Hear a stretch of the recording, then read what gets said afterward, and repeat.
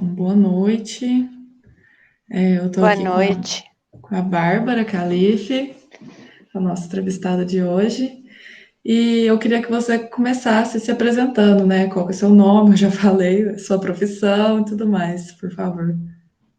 Meu nome é Bárbara Calife, sou natural de Bebedouro, estado de São Paulo, e minha profissão é psicóloga.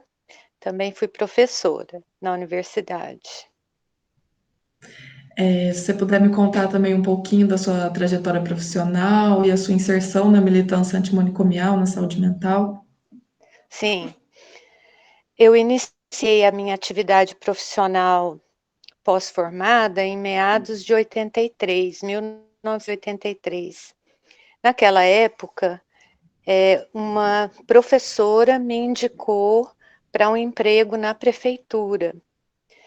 E que tempos antes, 3 psicólogas tinham feito um trabalho bandeirante, né, de voluntariado.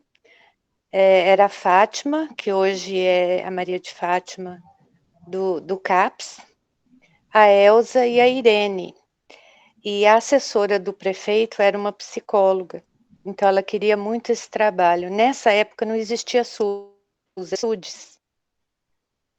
E então elas iniciaram esse trabalho e logo após elas saíram e nós fomos chamadas mais 3 psicólogas.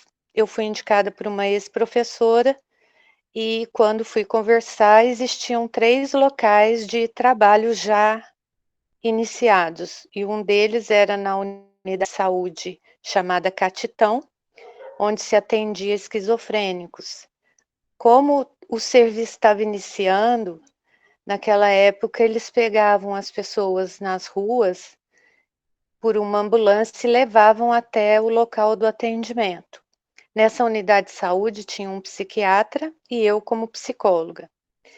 Mas a gente era recém-formada e não entendia muito, não existia regulamentação dos serviços de saúde mental ainda pelo Ministério da Saúde.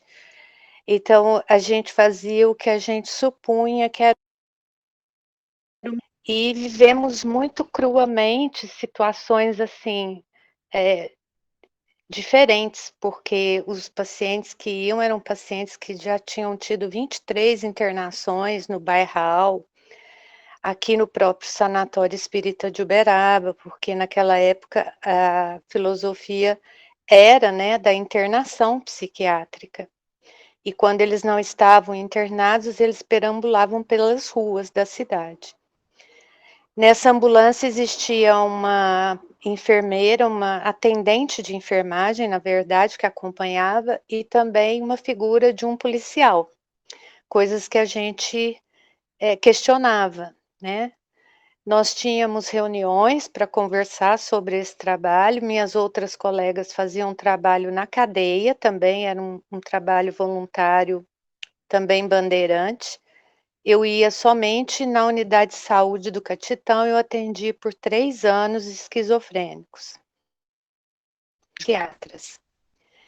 E nós começamos a conversar e a estudar sobre as situações que a gente vivenciava, porque eram pacientes que eram muito graves, a gente corria risco de vida, né. Eu me lembro de um paciente que ele gesticulava, fazia gestos de muito agressivos, e ele tinha realmente matado a avó.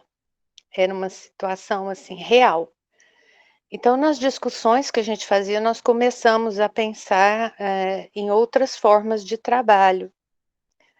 Mas nós não tínhamos, conteúdo teórico e nem experiência no Brasil ainda que pudesse nos auxiliar. Nós buscamos, pessoal de São Paulo para vir nos auxiliar, e aí a gente foi dentro nesse momento, eu fiquei 3 anos lá, e aí eu fui chamada, como a Universidade de Uberaba ficou sabendo do trabalho, quis montar o Hospital Meio-Dia, dentro da clínica da universidade. E na época eu fui chamada para ir para lá. Eu não podia ficar nos 2 serviços, então eu fui. começamos a fazer supervisão clínica em Belo Horizonte. A equipe era eu, um psiquiatra, o Calilzinho, que já faleceu, uma terapeuta ocupacional e assistente social.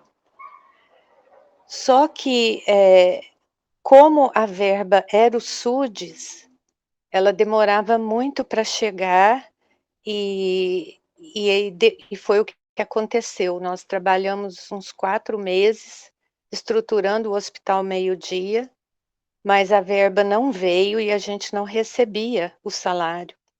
Então, saímos todos os 3, a terapeuta ocupacional, eu e o psiquiatra. Nesse período, eu fiquei empregada e comecei a fazer concurso.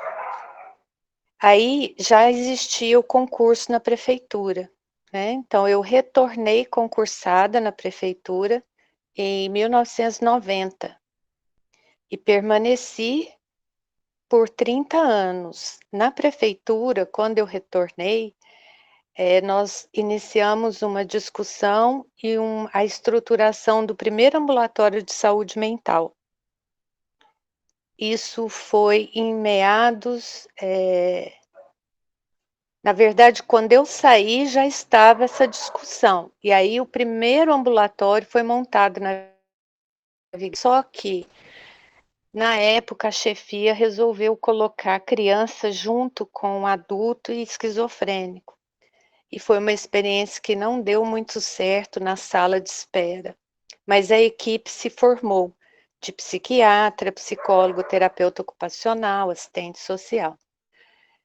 Em meados de 90 e alguma coisa, esse ambulatório foi funcionar dentro de um ambulatório de especialidades médicas.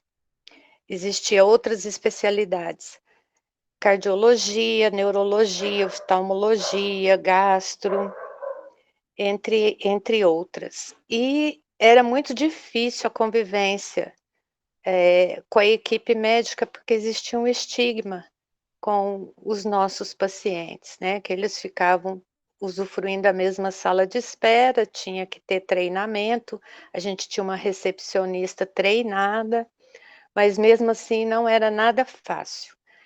Enfim, na época a gestão resolveu alugar uma casa e colocar esse ambulatório novamente num outro espaço. Nesse período, eu saí do ambulatório de especialidades e fui trabalhar na epidemiologia. E aí eu fiz uma especialização na época, não só eu, como todos os 24 funcionários que foram destacados, de territorialização, pelo pessoal do Nescom, da UFMG. Eles vieram para cá e treinaram essa equipe para que a gente fizesse o diagnóstico situacional da cidade. Então, isso era o primeiro modelo de estratégia de saúde da família, na verdade, só que fazia da cidade inteira. Então, a gente aplicava a estimativa rápida nos atores sociais e fizemos o diagnóstico. E como eu era da área da psicologia, eu sempre tinha esse olhar para levantar os indicadores da área da psicologia. Então, morte por violência, né? Homicídios ou suicídios, gestação precoce na adolescência, uso de drogas. Então, nós fizemos esse levantamento todo. Uma das pessoas dessa equipe de treinamento de Belo Horizonte foi parar lá no Ministério e instaurou o trabalho de estratégia de saúde da família com o mesmo diagnóstico que a gente tinha aprendido.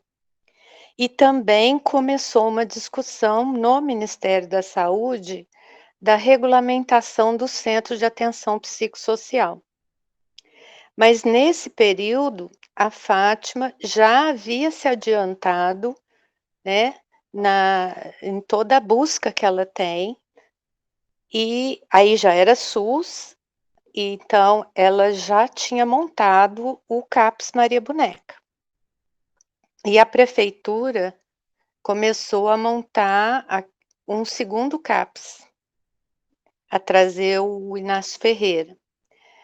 Nessa época eu voltei a trabalhar no ambulatório de especialidades, porém não era de saúde mental especificamente, era com aquela área médica que eu citei. E continuei fazendo o trabalho na epidemiologia de sistema de informação. E também o que ocorreu logo em seguida foi que veio a estratégia de saúde da família e para implantar eles só tinham nós profissionais que sabíamos desse método da estimativa rápida e da problematização da rede explicativa que a gente fez na cidade. Então nós fomos aqueles que capacitavam a equipe médica, a equipe de enfermagem, a equipe de agentes comunitários para o trabalho de saúde da família.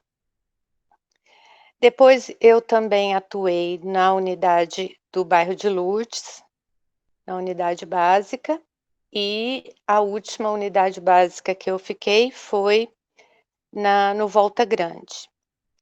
Mas teve um percurso aí também que se montou o ambulatório de saúde mental, mais ou menos, acho que em 2000 e alguma coisa, com a equipe maior, que tinha até fonoaudióloga junto, tinha farmacêutico, tinha 2 psiquiatras, essa equipe ficou maior. E nesse ambulatório a gente tinha atividades como canto, a gente tinha um jornal, chamava-se Lírios da Mente. Eu fazia os desenhos da capa do jornal e outros profissionais faziam produções. Então, assim, basicamente, esse foi um caminho, um percurso. No meio dessa história também, eu fiz um levantamento, como eu estava na epidemiologia, resolvi fazer um levantamento voluntário no sanatório espírita. Estagiários iam lá manualmente, que não existia internet, né? Para colher as informações das pessoas que eram internadas dentro do sanatório. E o tempo que ficava essa IH. A IH do sanatório, ela é no mínimo de 30 dias, e ela é uma IH espelho. Esse espelho ia para a regional de saúde, com diagnóstico. Então, o levantamento que nós fizemos, nós identificamos que na população de Uberaba, 50% era internado no sanatório. 50% da população de Uberaba. Mas o diagnóstico para a internação era colocado síndrome de Korsakoff. No entanto, esse não era um diagnóstico real. A maioria era alcoolismo. E não era o transtorno mental. Mas para poder internar, eles tinham que transformar numa classificação que permitisse a internação. Esse também foi um dado muito importante na época para todo o trabalho que a gente desenvolveu. Nesse percurso todo, uma das coisas que mais me tocava era a questão da referência e contra-referência. Porque logo depois nós começamos a trabalhar com os pacientes egressos do hospital, porque aí a luta antimanicomial realmente vingou em algumas cidades do Brasil, né? De forma a permitir que os serviços se estruturassem de maneira diferente, como é o caso do Centro de Atenção Psicossocial, que depois veio o Centro Infantil, né, de Atenção Psicossocial, o CRIA, que hoje é o CAPSI, e logo depois veio também o CAPS-AD. Tudo isso foi, historicamente, uma evolução, e os hospitais realmente perderam a sua capacidade de atuar como internação. Na minha cidade, por exemplo, eu sou de Bebedouro, lá tem um CAPS nível 5, com internação 24 horas, e eu tenho um irmão que tem esquizofrenia. Quando a minha mãe faleceu, eu precisava trazê-lo para cá, mas não podia trazê-lo imediatamente. O CAPS me atendeu assim de pronto e permitiu que ele ficasse em regime de internato por mais de 15 dias. Né? Lá realmente eles fazem a referência no estado de São Paulo. Não tem mais hospital psiquiátrico funcionando, que eu saiba, somente em Ribeirão, mas é o último caso da referência. Né? Aqui em Uberaba, uma das questões que me tocava muito no trabalho na saúde pública era justamente vingar a referência contra a referência, ou seja, o trabalho em rede. Mas o trabalho em rede, ele não é a rede estática, né? Não é dizer que o médico tem que fazer, que ele vai fazer, não faz. E também os próprios psicólogos, outros profissionais também não fazem, a não ser que você tenha vínculo, né, de afeto com essa rede e que isso aconteça. Então, realmente a rede ainda precisa de muito trabalho e muita união no sentido sério do que significa essa rede, né? Que é a interligação mesmo entre os serviços. E às vezes ocorre muita competição, às vezes ocorre muito descaso também, né, das gestões. E aí não ocorre a rede de forma adequada. Parece até que já foram quase todas as perguntas, né? Você deu um geralzão aí bonito, meu Deus. Eu devo Que ter esquecido de alguma coisa, mas assim, isso bem é o que a forte. gente viveu historicamente, né? Você Sim. vê, 1983 que iniciou um trabalho nas ruas, e hoje a gente tem os centros de atenção psicossocial regulamentados. Você se considera parte do movimento da luta antimanicomial? Acho que sempre foi. Olha, eu acho que sim, pelo trabalho que a gente fez. Primeiro eu acho que até pela mãe que eu tive, né? Porque minha mãe, ela impediu meu irmão de ser internado várias vezes. Ela foi à frente e ela, quando um lado da família internava, ela ia e tirava. Então, depois eu peguei a curatela dele e eu sou responsável por ele. Hoje ele está num hotel geriátrico estabilizado. Quem auxiliou o tratamento foi o Jorge Bichuete, que eu devo tudo por esse trabalho, porque você pensa, ele teve 40 anos o transtorno mental de uma forma com isso, vivendo exclusão na cidade, né? Exclusão mesmo. E ele hoje é adaptado, ele é compositor, ele canta, ele conversa, é lúcido, engenheiro formado, conhece símbolos, fala muita coisa. Então eu acho que isso está assim nas entranhas da vida, né? E de toda forma, todo o trabalho que sempre os lugares que nós estivemos foi sempre pensando nisso, né? Na situação da pessoa livre e da pessoa poder se manter num habitat mais próximo do humano, lógico, sempre do humano. Agora, não é fácil, para a família não é fácil. A família realmente ficar com crises, né, com situações dentro de casa é muito complicado. Lá na clínica também nós tivemos várias situações que não dava para encaminhar. Nós tivemos uma mãe que ela pediu, pelo amor de Deus, para o trabalho ser feito lá, embora lá não tivesse a estrutura, por exemplo, da psiquiatria, do farmacêutico. Nós conseguimos atender porque a gente negociava com ela um determinado dia e horário, porque ela tinha um sofrimento muito intenso, senão ela não conseguia fazer o acompanhamento dela. Então ele fazia no CAPS e nós colocamos o atendimento dela no mesmo horário que ele ia para o CAPS, para que ela pudesse ter o acompanhamento, senão ela não teria, porque ela não saía de casa, que ela tinha que ficar com ele. Ele era ameaçado de morte pelo vizinho, porque ele falava palavrões, ele ficava no portão fazendo gestos obscenos, então, assim, era muito sério. Eu acho que tudo isso é parte da luta. Com certeza, com certeza. É um movimento muito maior do que não é tão simples assim, né?